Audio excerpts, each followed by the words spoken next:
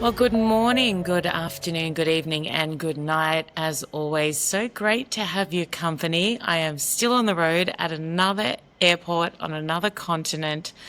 One more leg until I get back home to my little girl. So very excited, but it's been an incredible trip. I can't wait to bring you guys so many of the speeches, so many of the moments, so many different aspects of it that will only enable me to do even more for you on this channel. So I thank you again very much for your patience, given that I'm not in my normal studio and things are a little bit all over the shop at the moment. But what is never all over the shop is the quality of content we bring you. And today is no different. Trump and the BBC. I mean, no one who watches this channel, and basically anyone with minimum half a brain, would be surprised with the fact that the BBC lies. They have been lying for a very long time. Particularly since October 7, their coverage has been absolutely appalling. Now we learn that they doctored Donald Trump's speech relating to January 6 to imply, but that's not really a strong enough word, an incitement to violence on his behalf. Have a listen to what they did. We're going to walk down to the Capitol, and I'll be there with you, and we fight. We fight like hell. And if you don't fight like hell, you're not going to have a country anymore. We're going to walk down to the Capitol, and we're going to cheer on our brave senators and congressmen and women. And we fight. We fight like hell. And if you don't fight like hell, you're not going to have a country anymore. Now, we, of course, know that is not the sequence in which the speech went. They edited bits and pieces to make it look like he was calling upon people to be violent. It's as low as it gets. Donald Trump, well, he doesn't take much lying down, does he? He's gone essentially nuclear on this, and rightly so. He has said to them, retract, apologise, or I'll sue you for $1 billion. Now, I'm kind of in the camp of sue anyway. I feel like the damage is so badly done already. But I guess he probably doesn't need the money. I just hate that these organisations continually get away with this absolute moral rot and this failure. Absolute failure. And you know who loses when people like Donald Trump sue the BBC? It ain't them, they don't care. It's the Brits. It's the people of the UK who fund this fake farce. It's their money. They fund it. This organisation should serve the people. It should not be agenda-driven. It should not lie. It should not be putting out terrorist propaganda and trying to disguise it as being legitimate. It should be telling the truth, giving people the facts and allowing them to make up their own minds. It should not, ever, manipulatively put things together to try and make somebody look awful. That ain't their job. It ain't their charter. It's an absolute disgrace. But again, as I say, nobody watching this or listening to this would be surprised in the slightest, because it has become essentially what they do. They lie. And ask the Jews in the UK the kind of impact that their lies have had on them over the past 2 and a bit years. You know, there are lies that are dishonest but don't really hurt anyone. Then there are lies that threaten your life, that make living in the country you grew up in and love unsafe. There are lies that create a narrative and an environment where people feel it is legitimate to take out a group of people they feel must be so evil because of the lies they are continuously fed. This is what the BBC does. So we've had the director resign, the news, the head, all these people. I mean, what difference does it make unless someone goes in there and cleans out the rot entirely? Just put someone else in and everything just goes back to normal. It's well beyond that. Well beyond that.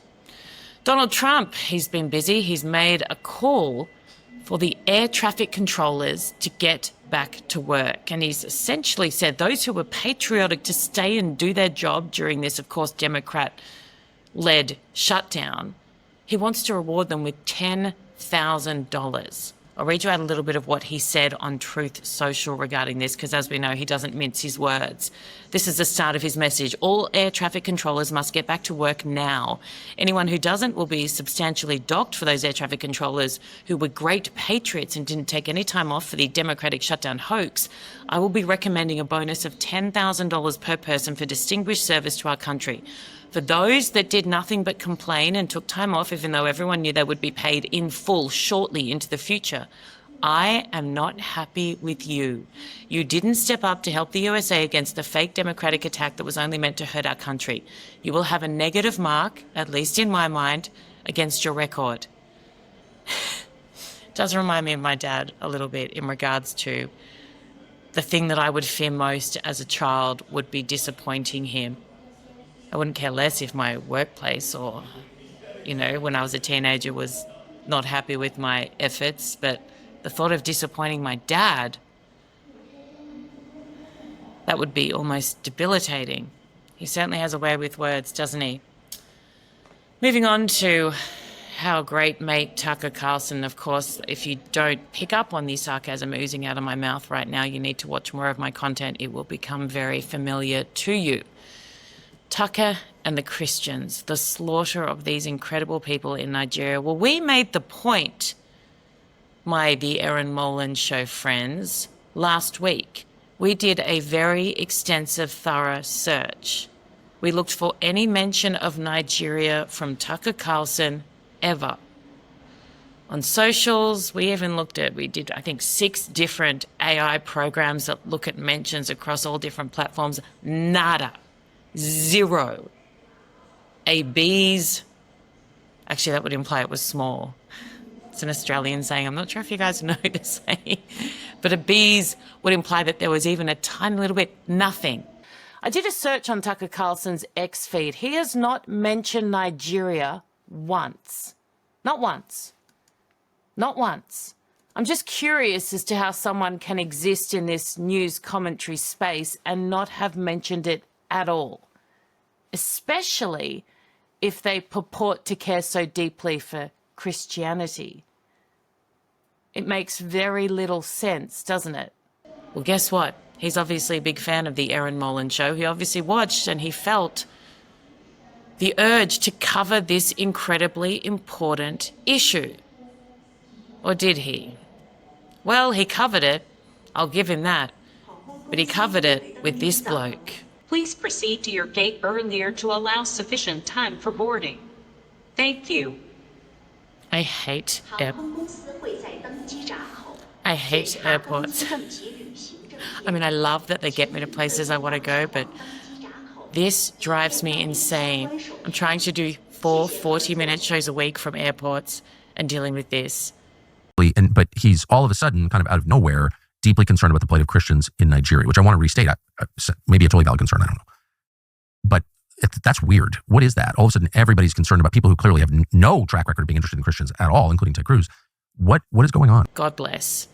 Now, of course, Tucker Carlson was never going to cover this in the way that it deserves, truthfully, without bias or agenda. And look, if you need another angle or layer on top of the slaughter of Christians in Nigeria, then you are sick. Let me start by saying that. It's enough on its own. But no. He decided to join Team Denial. It's funny because he'll absolutely make up different kinds of genocides in other parts of the world. He'll jump onto that without a skerrick of evidence, but when there is more evidence than you can poke a stick at, Tucker joins Team Denial with old mate expert Robert Amsterdam, who, and yes, I know you think he's an expert, Erin, of course, you can't doubt that, he's an expert. Really? This expert has previously worked for Governor Nasir El-Rufai. Have a Google of his background and have an extensive read about what kind of bloke he is. Paid jihadists admitted that. Jailed pastors for praying. He was in a position of power, in charge, whilst thousands of Christians were slaughtered. So you think it's in his interest, this bloke who took money from this governor, to go on to Tucker and say, yeah, there's a Christian genocide in Nigeria and everyone has failed miserably and it's abhorrent? No, he's going to say, no, this is just tribal wars. It's just tribal wars. They're just killing each other. No, it's not. And you know how I know? Because I've spoken to people on the ground who are going into these villages and discovering this for themselves. I'm watching actual vision, just like I did in October 7, actual vision of those carrying out these horrific atrocities, filming it themselves. I don't need an expert to tell me this is just tribal warfare, because I ain't seeing anything the other way back. I'm not seeing a bunch of Christians go into other communities and utterly destroy them, shoot babies in the head, burn people alive, make people get into graves before they bury them alive. I'm not seeing the Christians carry that out. It actually, I mean, you can't get angry at everything because you would be permanently angry, and what's the point? But for this bloke, Tucker, to pretend like he is some kind of Christian, some kind of God-fearing Christian, to platform, I mean, as well as Fuentes and everyone else, but to get someone on to deny the undeniable, fellow Christians being slaughtered in the most horrific, torturous of ways. He manages to reach new lows that even I did not think were possible. You would be impressed if it wasn't so disgusting. Now, our former favourite terrorist, Jolani. Isn't it amazing that all a former terrorist needs to do to be loved by the West is put on a suit? Gosh, I hope they all don't get that memo, because it is hard enough already. So he is obviously in town to meet with President Donald Trump. And I make this point, and I've made it before. I understand that we need to have relations with people who are unsavory or in previous lives were unsavory. I get that absolutely. And if he has had some kind of turnaround, or even if he hasn't, if he is in a position of power, like he is in Syria, and he can influence things, and a relationship with the US that is positive means that less people will die and it's safer in the region, therefore the West is safer, I get it. Sometimes you've got to do things that feel a little bit dirty for the greater good. I get it. But do we have to be playing basketball with him? Like, the commander of America's Central Command, Brad Cooper, is shooting hoops with a former terrorist. Kevin Lambert, commander of the coalition forces against ISIS in Iraq. So the commander of troops who gave their lives, whose lives were taken by these terrorists, shooting hoops, bouncing the ball. I'd love to know what you guys think. Because, again, regular watchers and listeners would know that I spoke about General Petraeus, who I'm really fond of. He and my dad worked together in Iraq. My dad was in Iraq fighting these kind of terrorists. General Petraeus has come on this show a few times now. We showed you this a little while back where he was up on stage with Jolani, and he said this. Have a little reminder. So this next one is about you personally. How are you holding up under all this pressure? Are you getting time to do some thinking? Are you getting enough sleep at night? I mean, he's the former director of the CIA. Can someone help me make this make sense? Again, let me make this very clear.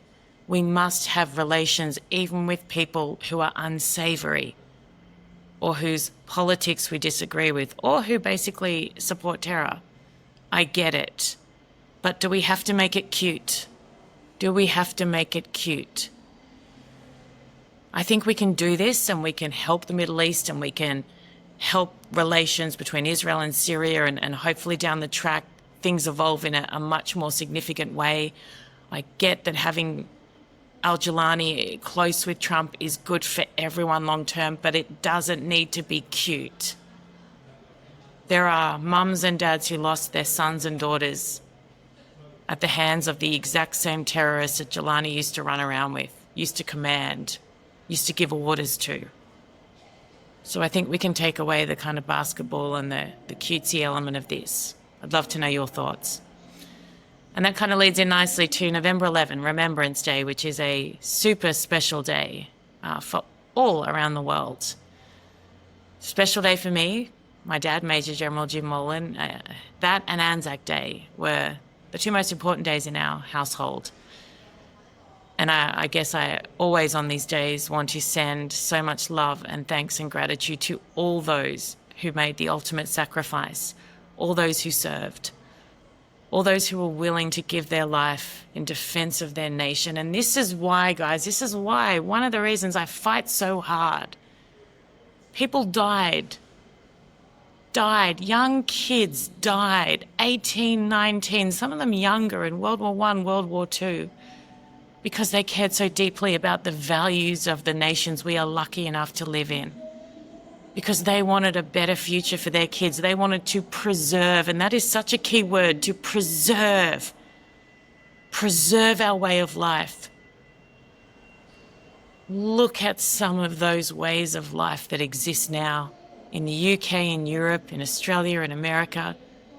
Come on. This really brought it home. Over the weekend, there was this clip of this incredible man, a 100-year-old veteran, Alec Penstone from World War II. And he summed this up better than I ever can. Have a watch, have a listen. What does Remembrance Sunday mean for you? What is your message? My message is, I can see in my mind's eye those rows and rows of white stones of all the hundreds of my friends and everybody else that gave their lives for what? The country of today. No, I'm sorry. The sacrifice wasn't worth the result that it is now. Oh, well, I'm sorry. What do you mean by that, though, at this point? What we fought for, and what we fought for was our freedom. We find that even now it's darn sight worse than what it was when I fought for it. Oh, Alec, Now, if that doesn't break your heart, you are not my kind of person. You're not my kind of person. If that doesn't break your heart, you don't get it. This rot in Western civilization is existential if we don't stop it. And men like that and women like that were willing to give their lives so that their children and their grandchildren and their children, that's us right now, could enjoy the kind of lives that they did, could enjoy the kind of existence that they were willing to die for. And we betray them, not the enemy. We expect nothing from the enemy. We expect no better from evil. But it is our job to not betray their sacrifice. We must fight in every way we can, and for most of us that is not going to war. But the battle is so bigger than just on a field somewhere and with a gun and a bomb and a tank. The battle is here, the battle is here, the battle is here. The battle is one-on-one conversations with your children. Help your children understand why this matters so much. Help your kids understand so they can go out and fight for what matters as well. So they can stand up to other kids who try and tell them otherwise. That is our responsibility. We can't blame the enemy for that. It is our job to build a society so strong and so robust that their evil can't touch it. And that's what I ask you to think about. That part of this show. Because it starts at home. Now, speaking of young people, my guest today, his name is Edward Schuller. He speaks at a lot of CPAC events around the world. He's an Australian, but as we know, what is happening in Australia, what is happening in the UK, in Europe, in the US, there's a common thread, a common theme. We are losing our children. It starts in education. There is so much there. It's a battleground, and you cannot fight it if you don't understand it. And this man's about to help us understand it. So please welcome my guest, Edward Schuller. Edward Schuller, thank you so much for joining me here on the Erin Molan Show. Pleasure to be with you, Erin. Thanks for having me. I want to focus on my homeland, Australia, which I don't do a lot of since moving into this space. I used to do a hell of a lot more. But it's the same kind of problems, the same threat to society, the same ideologies that are raising their ugly heads, that are making the future for my child and for everyone else's children look a little bit bleak. And I try to fight it on all levels. you do as well, incredibly well in Australia. Can you first of all explain to my audience, and a lot of them are international, what kind of issues is Australia facing as a nation when it comes to, how would you describe it? I mean, national security is one thing, but at our core, who we are as people and what we value, the way we're raising our kids, the education system, that kind of thing.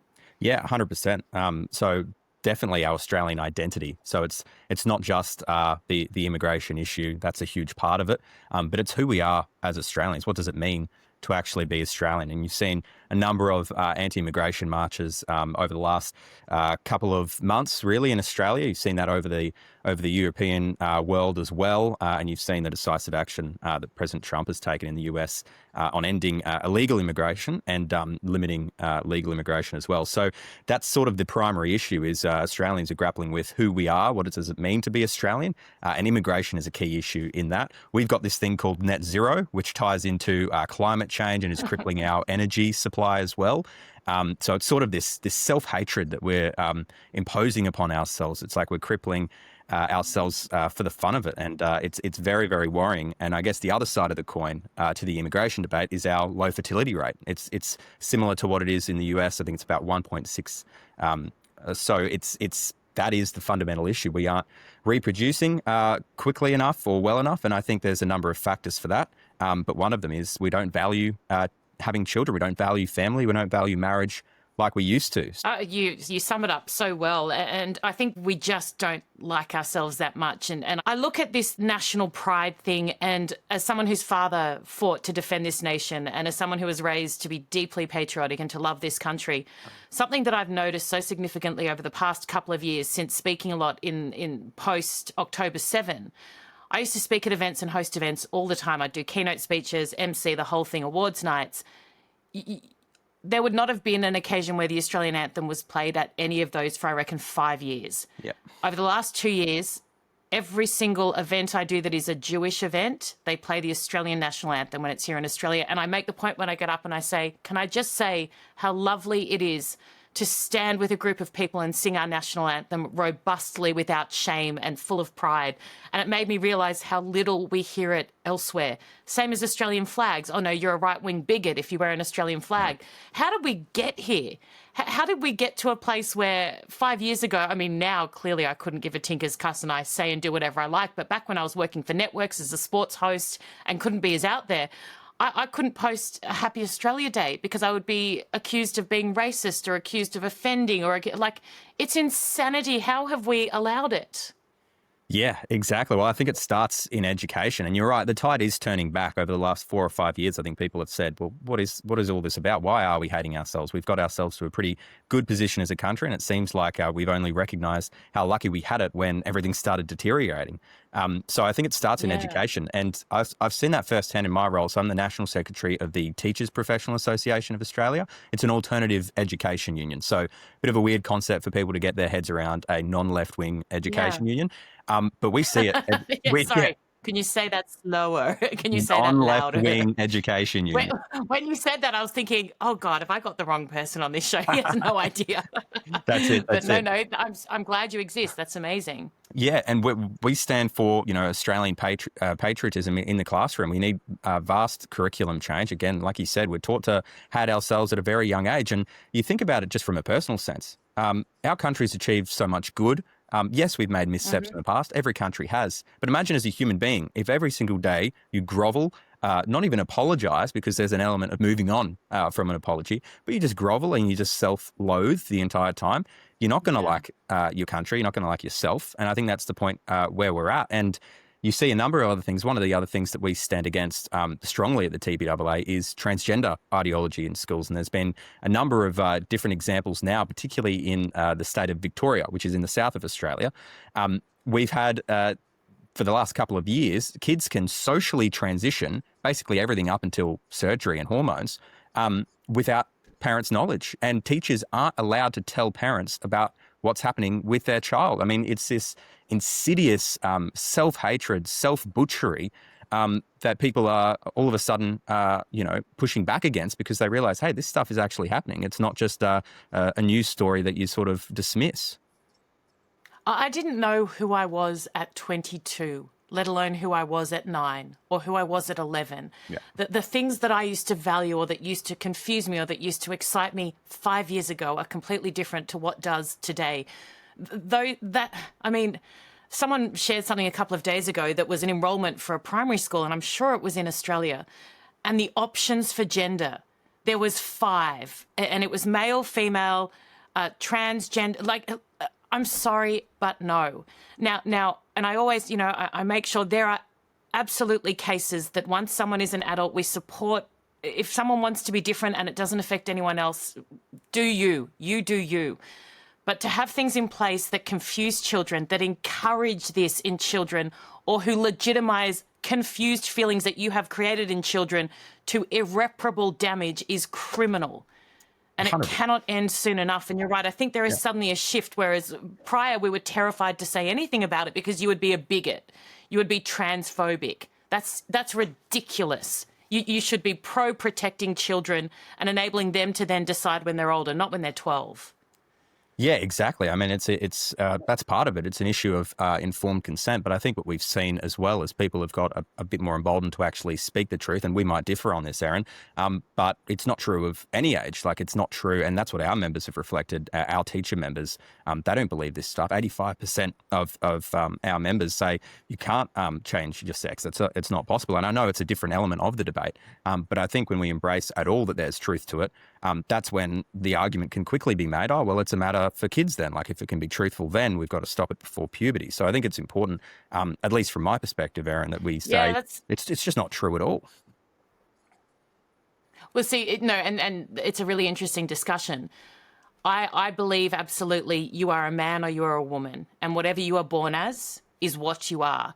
But I know a couple of people who are very serious people, very impressive people who have transitioned, and I don't even know medically, I don't care, but I will honour them in a way that shows them respect. I'm really glad you brought up that element, because it's now forcing me to think about how to articulate it. What I say is they're very decent people who live very purposeful lives and are so against anything that impacts children in this space, would never dress up in drag, would never go to kids' preschools and read, very good, decent people. And so I base my perspective on that once it doesn't mean I have to accept that you are a different gender to that in which you were born, but I will respect your right to do whatever you like as long as it's not impacting my children or anything else. So, yeah, we can agree to disagree in that space, absolutely. What do you think the way to solve this? I think there's been a shift we've seen, which is wonderful, because it went so extreme that people are suddenly going, wait a minute, I don't want far right, I just want common sense and just to, just live a life that is decent and not be kind of pushed either way. But how do we stop the rot essentially and shift so that even from an education perspective, we're educating kids to absolutely accept a history that is flawed, like every nation in the world, but one that is also bloody amazing? Yeah, well, I think it's focusing on the good parts. I mean, like I said, we do that about ourselves. We do that about our family members. I think it's important that we firstly take a step and realize, take a pause rather, and realize we've got it very, very good in this country. And there are so many issues and we're worried about it slipping away. And but I think that comes at it from a point of love. And I think in an education standpoint, I think we've shifted from the original purpose of education, which is teaching children how to think critically, to analyze, to formulate their own views. And we've just told them what to think. And that's very, very dangerous. And obviously, I guess the right side of politics have sort of just checked out of education. So what the left have been able to do is march through the institutions and make basically it a breeding ground for some of the worst ideas in modern politics, in modern society, I guess. What would you say would be the percentage of teachers who are not completely screwed in the head, or teachers who don't support what is happening currently? Is it bigger than we would think, sorry? I think so. I mean, obviously, all of our members aren't completely screwed in the head. We're a growing competitor to the Primary Education Union, which is run in a similar way for the viewers in the US to the Teachers Federation, which is run by Randy Weingarten, and has been basically the breeding ground for so many of the horrific ideas over in the US. So I'd say it's higher than you think. It's higher than you think. So many of these insidious ideas are pushed down by the education departments. It's pushed down by the education union. So there is a fight back. Again, we only exist. We're a pretty new enterprise. We started operations about 6 years ago, and we've grown exponentially in every Australian state. So if there wasn't a reason for us to exist, we wouldn't. But I think there is a fight back. There is a recognition that, hey, this has gone way too far. Kids are coming out with all sorts of issues, whether it's transgenderism, whether it's, issues in childcare, whether it's, you name it. Even student results are plummeting. So the system itself isn't working. Because that's a key point you make, Edward. If all of this crap existed, but they were getting good academic results, you'd still say it's crap, get it out. But okay, to an extent, there's something, but it's not even, it exists and their results are worse. So it does absolutely, it does nothing. Like there's not one side you can say is an upside.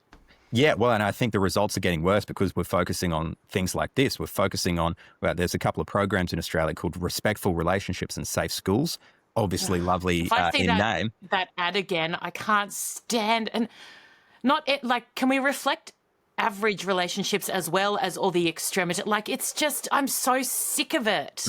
Well, I think it's basically been a consequence of tolerance, and that this idea of tolerance, that everything must be tolerated. And yes, we should come at everything with love, and this pertains to the transgender issue for kids as well. But it's not loving to affirm that which is not true. And I think that's my point there. We should be celebrating relationships that build Australia, which is, man, woman, getting married, having children.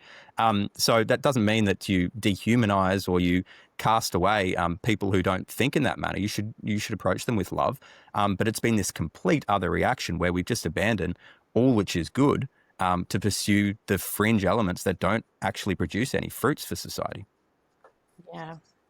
Is there capacity for teachers individually, and obviously they can do that through you, but do they push back at their own schools? Are they pushing back against principals, and what are the consequences for doing that? Losing their job a lot of the time. So we're fighting for freedom in some of the enterprise agreements that we're negotiating for teachers to be able to have no recourse when they freely choose not to affirm gender or talk about gender, particularly in things like Pride Month. So there's not many protections, which is the big issue. And I gave you the example of the state of Victoria. Teachers can lose their jobs if they even mention it to the parents of the child that their children are, having, struggles with gender dysphoria, and they're thinking of transitioning. So there's not a lot of recourse. We're fighting for there to be, but it's a pretty sad state of affairs where teachers can't stand up for what is true. Otherwise, they lose their jobs. And that might be what it takes. We've got a number of members that have fallen away from the teaching profession because they say, hey, I've got a conscience. I can't go along with this sort of thing. I need to, make an impact outside talking about this. I'm assuming we can't afford to be losing any more teachers. How healthy are the numbers? Really, really poor. That's the thing as well. There's a teacher shortage crisis across the entirety of Australia, but people are leaving because of things like the transgender issue, but more so because of endless bureaucracy. And you've seen this in the US. They've dismantled the Federal Department of Education, given it to the states. That's what works. That's what it should be here in Australia. We've got a massive federal curriculum here, which is just completely insane. It's got the self-hating aspects to it, the cross-curricular objectives, they call it, where you've got to push the colonial history, all of these different things. So there's a number of different issues, but I think it's the centralisation of our education system. And we advocate for decentralising it, to having a student voucher system similar to charter schools, again, in the US, which work well, because there's entrenched failure at the moment. Explain that to me. I don't know what that is. What does that mean, the charter system? So being able to localise schools, so have a student voucher system as well. So you have the money follows the student as opposed to is poured into the department and they sort of go from there. So what that does do, and having local school boards with a principal accountable to an even number of teachers and parents, it brings accountability to a local level. Because at the moment, there's no accountability on things like staffing, curriculum, student behaviour, all of that. There's no accountability because it just goes to the blob. So everything's very slow to react. Again, results are plummeting and parents are being shut out of education. And I mean, that gender example that I mentioned where parents aren't allowed to be told that their child is socially transitioning, that's just one example of parents being shut out of education. So we do need complete reform. Unfortunately, particularly with the two major parties, there's no appetite for it because they're quite happy with this entrenched failure. Yeah, there's nothing much impressive in either of them at the moment. I'm trying to think when it comes to, generally, and it's the same in other issues that exist at the moment, I can understand, even if I disagree vehemently, I can understand how people got there and I can say, okay, that's ridiculous. But I can imagine in my head the process that got them there, even if I think it's deeply flawed. The not telling parents about a child who is socially transitioning, I'm trying to think who would have been in a room in a discussion. And I'm assuming majority of them would have been parents, if they're in education or if they're senior or whatever, to have come up with something as not even ridiculous is not strong enough, as dangerous and as offensive to parents as that this is now the procedure we follow, which is we don't tell. I'm trying to think who would have suggested it and then backed it up with something that was so strong that everyone went, yeah. Like, how do you get to that? Parents have the right to know. It's imperative. 100%. And I think it's a broader reflection of particularly the left side of politics, which talks about big government having a greater influence on children. And you've seen this with the setup of childcare as well. Why aren't we extending childcare vouchers to stay-at-home mums, to stay-at-home parents, to families? Yeah. Instead, it's, no, get back into the workforce, put your kid with a bunch of strangers from, a couple of months old. And a lot of the time, our economic system is set up so, both parents have to work, which is really worrying. But you're seeing all of these kids with behavioral issues and, anxiety, all of these different things. And it's like, well, yeah, maybe ripping kids away from their mothers at a young age is having an impact. Yeah. Who would have thought? Yeah, you're right. It's such a big issue. And finally, I want to talk about immigration because this plays into it as well. And looking at sheer volume of people being brought into this country. And of course, they need roads, they need hospitals, they need housing, which is a huge issue. Their kids need to go to school. And if we don't have a surplus of teachers, that obviously puts pressure as well. What is the impact of immigration when it particularly comes to teachers in schools? Yeah, well, and this is a broader issue. One of the arguments for this big immigration policy that it seems both major parties has is that we need skilled workers, and they often use it in the housing context. We need skilled immigrants. 13% of the immigration coming into Australia last year was skilled. 2% of that was in construction. So that's how the housing crisis feeds. And for teachers, I mean, it sort of goes to that broader issue, though. We can get a few more teachers in, but clearly there are entrenched issues now with attraction and retention that we haven't got Australians wanting to be teachers. And we're hardly going to solve the issue of our self-hatred as a country if we're importing all of our teachers that don't have an affinity for our country.